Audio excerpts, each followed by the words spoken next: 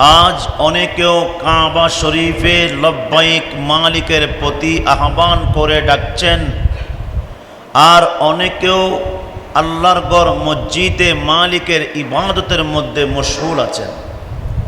আমার সোনার মদিনা বলে কেউ কাবাতে, কেউ মদিনাতে, কেউ এলাকার মসজিদে। আজকের দিন এমন একটা দিন, কারণ আজকে এই মাসে মওলার প্রেমে দিদার হওয়ার জন্য এমন একটা জায়গা আল্লাহ পাক দান করেছেন, ওই জায়গার নাম কাবা শরীফ। কাবা শরীফকে যদি কেউ গবেষণা করে, আল্লাহর ঘরটা গেলে লাভটা কি, মালিকের ঘরে গেলে মালিক বন্দার সাথে কেমন করে, আর কাবার যেই মোহব্বত ভালোবাসা এটার ফজিলত কি, এটা যদি কেউ জানতে চায় তাহলে আপনি কোরআনে যাইতে দেরি, কাবা শরীফের প্রেম মোহব্বত পাইতে দেরি হবে না। পৃথিবী সবাই গবেষণা করে, পৃথিবীটা গোল, পৃথিবী গোল, কিন্তু পৃথিবীকে আল্লাহ এমনভাবে রেখেছেন পাহাড়ের মাধ্যমে, যেটা আমরা পিলার বলি। আল্লাহর দেওয়া কতগুলা পিলার আছে, ওই পিলারের নাম পাহাড়। এখন পৃথিবী তো গোল, পৃথিবী আল্লাহ রাখলেন।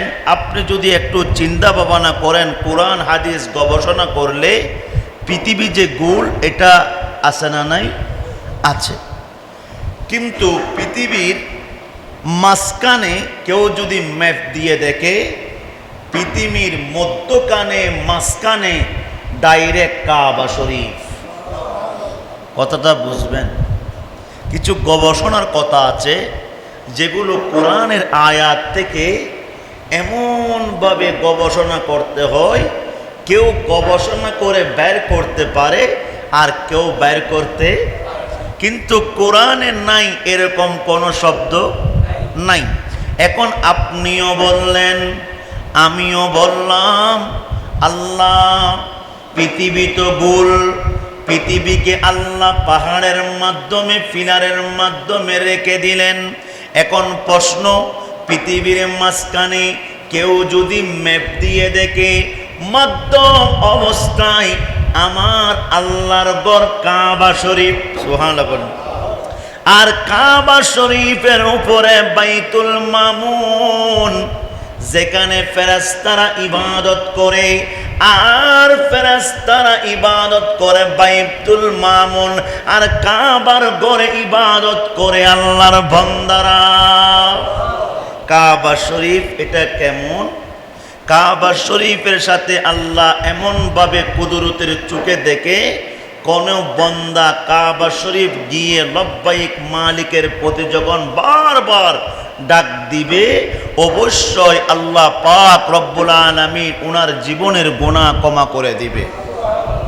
এবং কাবা শরীফের বাউন্ডারির ভিতরে যখন ঢুকে যাবেন, একটা মাছি মশা মারা পর্যন্ত হারাম।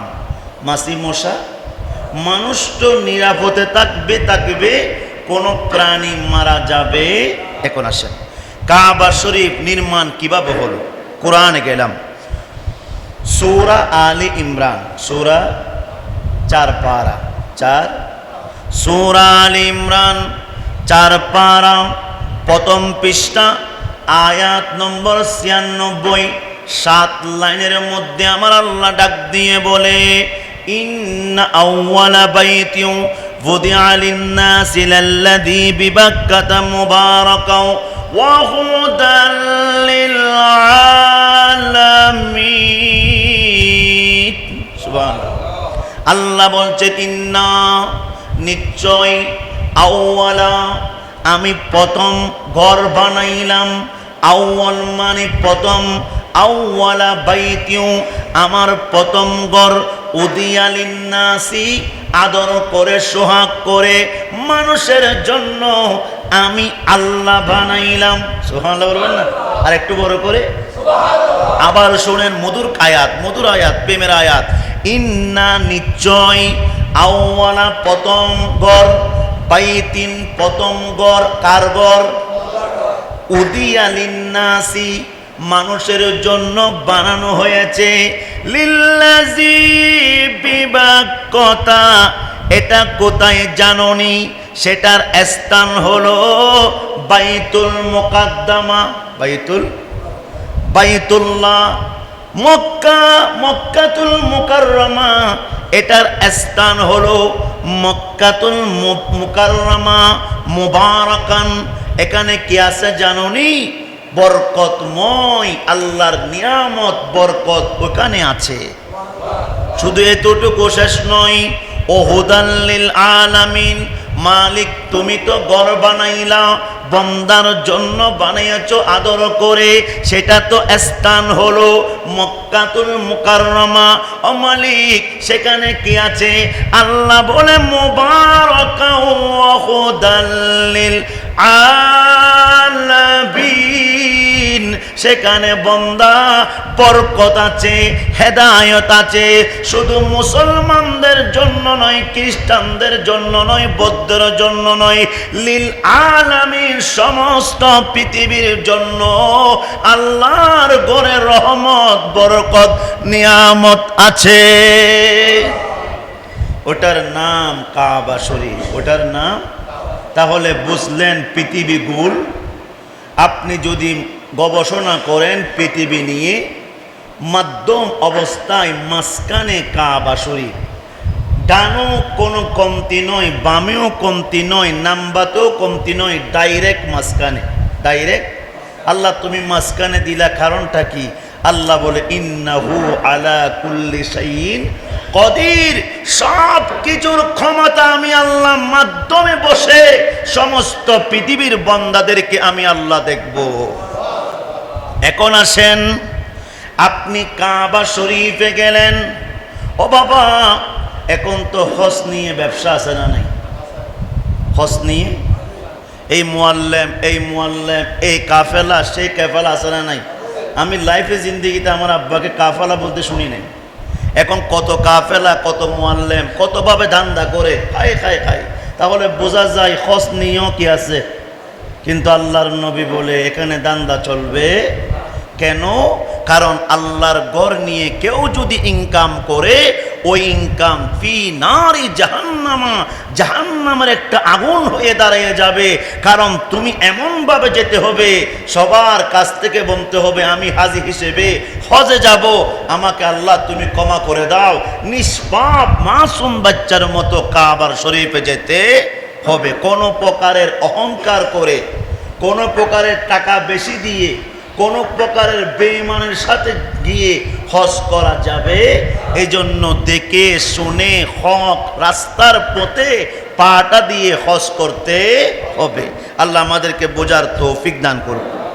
এখন আসে কারণ কেন কাবা শরীফের সাথে মালিকের সম্পর্ক। এখন আসে, আপনি যদি বাটিয়ালি রাস্তাতে যান, আপনার কেমন জানি একটা স্মৃতি মনে পড়বে, হায় হায় কত রঙিন গাছ আছে। আপনি যদি সি বিচে যান, সাগরের কথা মনে পড়বে। আপনি যদি অক্সিজেন যান, ট্যানারির কথা মনে পড়বে। আপনি যদি আগ্রাবাদ যান, জামের কথা মনে পড়বে। একটা স্থান আছে না নাই? মিশরে গেলে নীল নদীর কথা মনে পড়বে, ওমানে গেলে বিশাল বিশাল টাওয়ারের কথা মনে পড়বে। কিন্তু আল্লাহ বলে কাবাকে আমি এমনভাবে বানাইলাম, এখানে কোনো নীল নদ রাখি নাই, এখানে কোনো সবুজ রঙের গাছ আমি রাখি নাই, এখানে কোনো আদর মোহব্বতের স্থান নয়। এখানে গেলে ডাইরেক্ট মালিকের কথা মনে পড়বে। এখানে কোনো সাগর, গাছ, টাওয়ার ইত্যাদির কথা মনে পড়বে, ডাইরেক্ট মালিকের কথা মনে পড়বে। এজন্য বলছেন এটা এমন একটা ঘর যেখানে এমনভাবে যেতে হবে তোমার মতো অসহায় পৃথিবীতে আর কেউ নাই। আল্লাহ আমাদেরকে সেভাবে বারবার যাওয়ার তৌফিক দান করুন।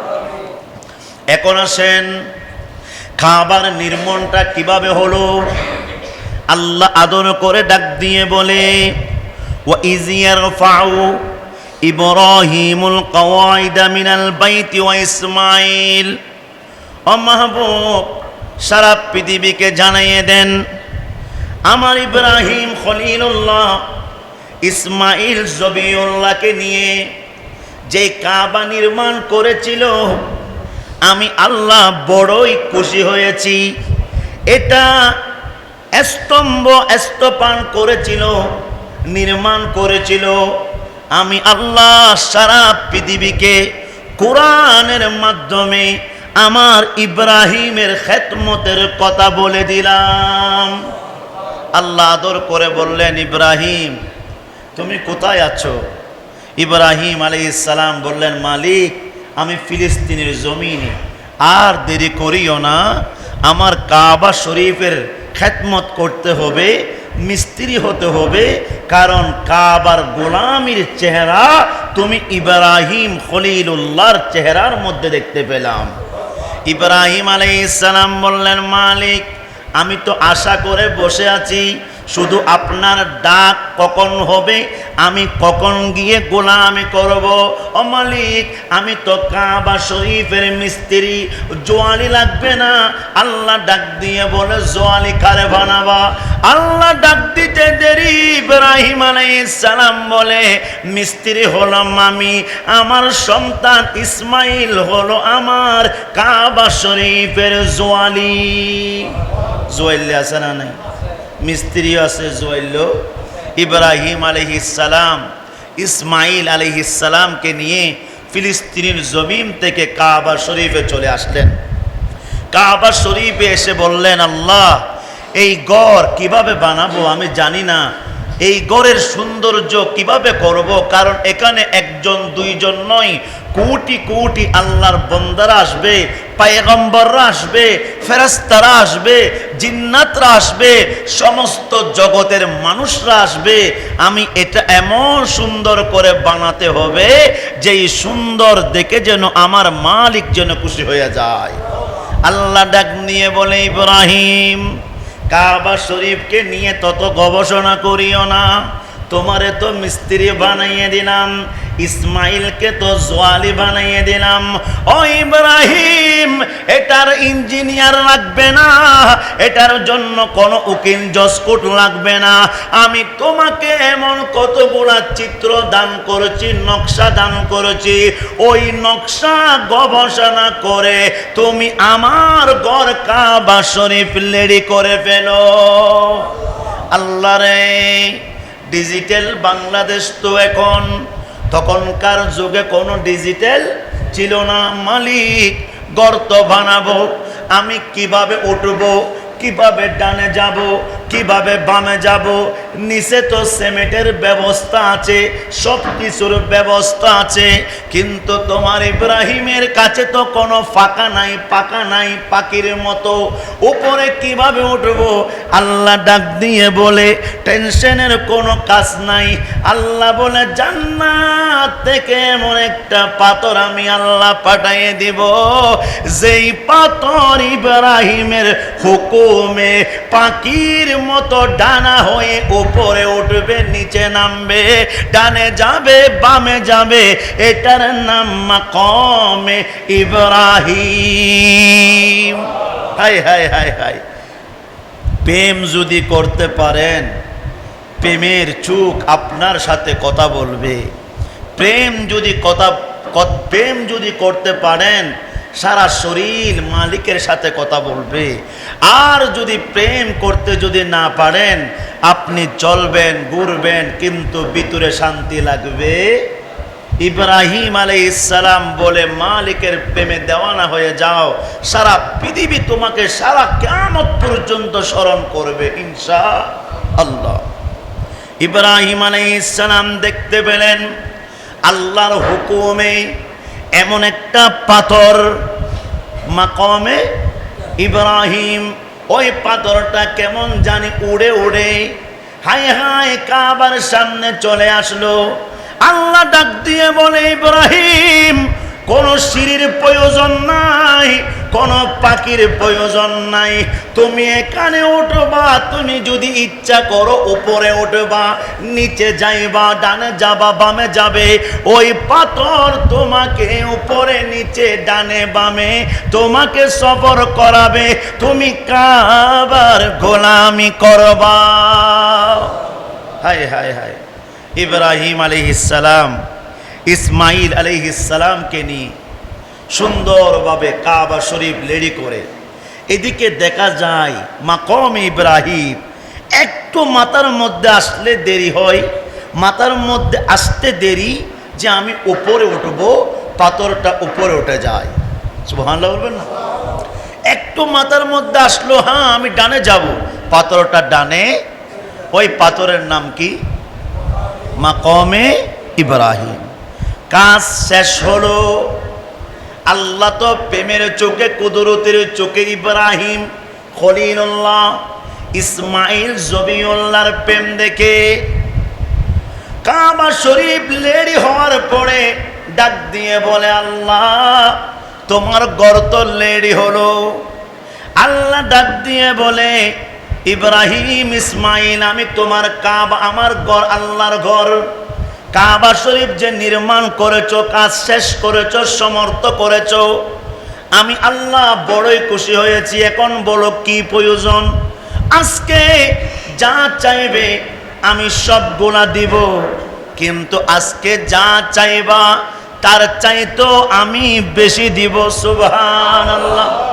ইব্রাহিম আলাইহিস সালাম দেরি করে না, ইসমাইল আলাইহিস সালামকে বলে, সুযোগ তো পেয়ে গেলাম, মালিকে তো কুদরতের জবানে বলে দিল, কাবার গোলামি করে যখন শেষ করলাম, আল্লাহ তো বলে দিল যা প্রয়োজন তা দিবে, আর আমি ইব্রাহিম দুনিয়ার কিছু চাইব না।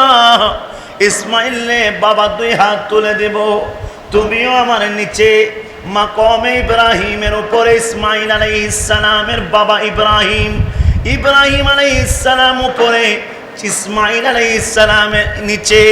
এদিকে বাবা ইব্রাহিম দুই হাত তুলে দিলেন, এদিকে বললেন, বাবারে ইসমাইল তুমিও দুই হাত তুলো, বাবা যখন কিছু চাইবো তুমি দেরি করিও না, আমার ইবাদত আমার দরখাস্ত যেত বলবো আমি এদিকে ফরিয়াদ করব, তুমি আমার সন্তান আমিন আমিন বলবা।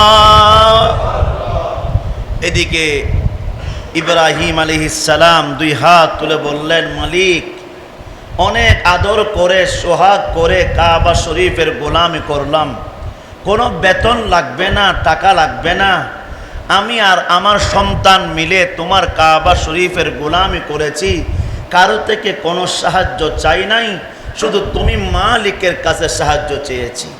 তুমি যেরকম পরামর্শ দিয়েছো আমি তোমার খলিলুল্লাহ ইব্রাহিম খলিলুল্লাহ ইসমাইল জবিউল্লাহকে নিয়ে তোমার ঘরের গোলামি করলাম।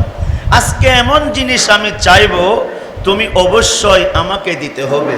আল্লাহ বলেন, যা চাইবা তা আমি দিব, কারণ তোমার অন্তরে মালিকের প্রেম আমি পেয়েছি।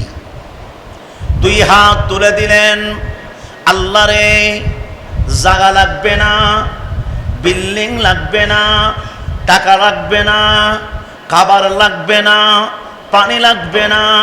এদিকে ইসমাইল আমিন আমিন বলে দুই চোখের পানি ফেলে দে, বাবা এরকম মালিকের প্রেমে পাগল বাবা আমি পেলাম। আমিন আমিনটা কেমন? আল্লাহ আমার রুমি বলে, ইসমাইল আলাইহিস সালামের একটা আমিল আরশ কাঁপে, জমিন কাঁপে, হায় হায় আসমানে এমন ভাবে আমিনটা কবুল হয়, বৃষ্টি যেভাবে পড়লে সারা পৃথিবীতে পানি দেখা যায়। আর ইসমাইলের আমিনটা এমন ছিল, আল্লাহর আসমানে আমিন বলে যখন ডাক দে, আমার আল্লাহ কেমন জানি ওই আমিনকে কবুল করে ফেলে। হায় হায় হায়। এদিকে ইব্রাহিম আলাইহিস সালাম বলে, মালিক দুনিয়ার কিছু দরকার নাই। তখন আল্লাহ বলেন, বলো না কি প্রয়োজন? রব্বানা, ও আমার প্রভু, রব্বানা ওয়াবাস ফীহিম রাসূলাম মিনহুম ইয়াতলু আলাইহিম আয়াতিকা ওয়ায়ুআল্লিমুহুমুল কিতাবা ওয়াল হিকমাতা ওয়ায়ুযাক্কিহিম ইন্নাকা আনতাল আজিজুল হাকীম। মালিক রে গুনাহগার গুনাহগার আমি ইব্রাহিম খলিলুল্লাহ ইসমাইল জবিউল্লাহকে নিয়ে তোমার ঘরের কাবা শরীফের গোলামি করলাম, কোনো টাকা প্রয়োজন নাই। আমি শুনেছি আপনার দরবারে এমন একটা নূর নূর নূর আছে, যেই নূরের নাম রহমাতুল লিল আলামিন। আল্লাহর কিছু প্রয়োজন নাই, সম্পদের প্রয়োজন নাই, টাওয়ারের প্রয়োজন নাই, কাবারের প্রয়োজন নাই। আমি ইব্রাহিম ইসমাইলকে নিয়ে গোলামি করলাম, ওই গোলামির বিনিময়ে একটা জিনিস চাই। 570 খ্রিস্টাব্দে মা আমিনার গর্ভ হতে ইয়ৌমুল ইসনাইন সোমবার সোনার মদিনা তশরিফ আনবে। তুমি তাকে আমার বংশ দিয়ে আমার বংশের চেরাগ বানিয়ে দাও। আমিও তার জন্য পাগল। ও মালিক, তুমিও পাগল। আমার বংশ দিয়ে তোমার সোনার মদিনাকে দান করো। ভালো যদি নবীকে বাসন, ভালো যদি, তাহলে বলেন কি চেয়েছেন? আল্লাহ, এই গোলামি করলাম, কিছু প্রয়োজন নাই। তুমি যার জন্য পাগল, আমি ইব্রাহিম খলিলুল্লাহকে দুনিয়াতে পাঠাইয়েছ, সারা পৃথিবী সৃষ্টি করেছ। আমি চাই আমার বংশ দিয়ে তোমার সোনার মদিনা আসবে, আমি এটা চাই।